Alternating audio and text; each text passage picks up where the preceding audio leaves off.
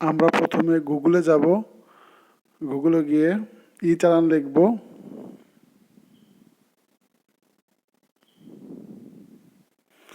Auto চালান সিস্টেমে যাব, আমরা ট্যাক্স দিব, এর জন্য আমরা আয়কর সিলেক্ট করব।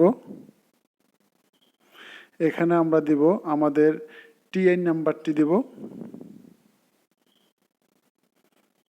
তারপর আমরা করবর্ষ, কোম্পানি কর্তৃক আয়, অন্য এটা সিলেক্ট করে নিলাম। নিচে এটা আমরা ট্যাক্সেশন এটা নিলাম, এখানে আমার ট্যাক্স 300 টাকা দিয়ে দিলাম। এটা আমরা একটু চেক করে নিব যে ঠিক আছে কিনা, কর অঞ্চল দেখতে হবে।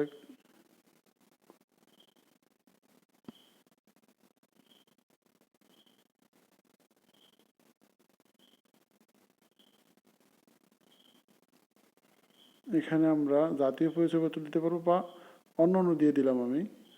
এখন শনাক্তকারীর নাম, এখানে ব্রাঞ্চ কোডটা দিব, বিআর কোড, মানে আমাদের প্রতিষ্ঠানের বিআর কোডটা দিয়ে দিলাম।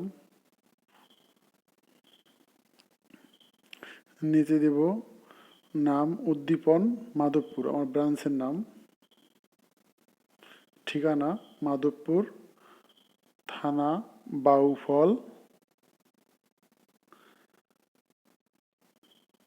জেলা পটুয়াখালী। নিচে দিয়ে দিলাম আমার ফোন নাম্বার। এখন আমরা বিকাশে পেমেন্ট করব। ওই জায়গায় নিচে আমরা মন্তব্য দিয়ে দিতে পারি, অফিস और टैक्स মে 2024।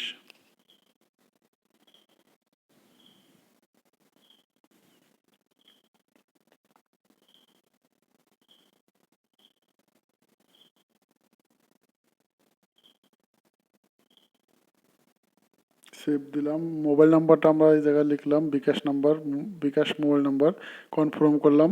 তারপর ভেরিফিকেশন কোডটি আমরা সিলেক্ট করলাম। এই জায়গা একটু লেট হবে আসতে, আসলে আমরা দিয়ে দিব এই জায়গা।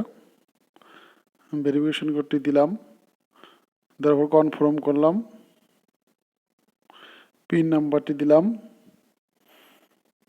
2 সেকেন্ড পর আমাদের অটো ফর্ম, চালান ফর্মটি চলে আসলো, আমরা ডাউনলোড করে নিলাম। আমরা এখন দেখব কীভাবে ভ্যাট প্রদান করা হয়। আমরা গুগল ক্রোমে যাব, তারপর ই চালান লিখব। ই চালান লেখার পর আমাদের জায়গা মূসক সিলেক্ট করতে হবে। মূসক সিলেক্ট করার পর আমাদের বিন নাম্বারটি প্রদান করতে হবে।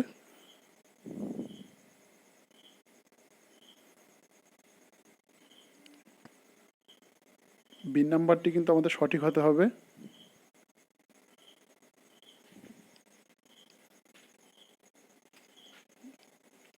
তারপর এখানে আমাদের কত টাকা ভ্যাট এটা লিখতে হবে।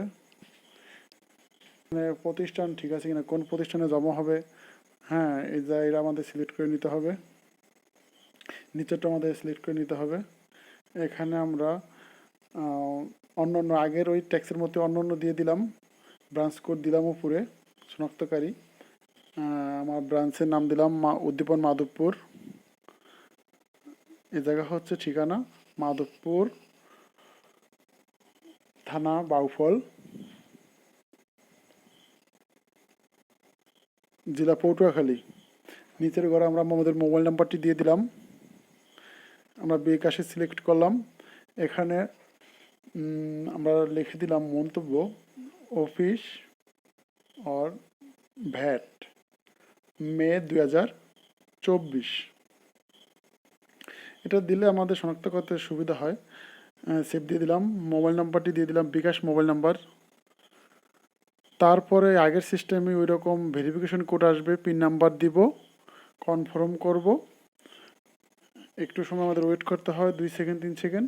তারপরে আমাদের এই ই চালানটি চলে আসে। তারপর আমরা ডাউনলোড করব, পাশে ডাউনলোড সিস্টেমটি আছে, ডাউনলোড, এখান থেকে আমরা প্রিন্ট করে রাখতে পারি। ধন্যবাদ সবাইকে।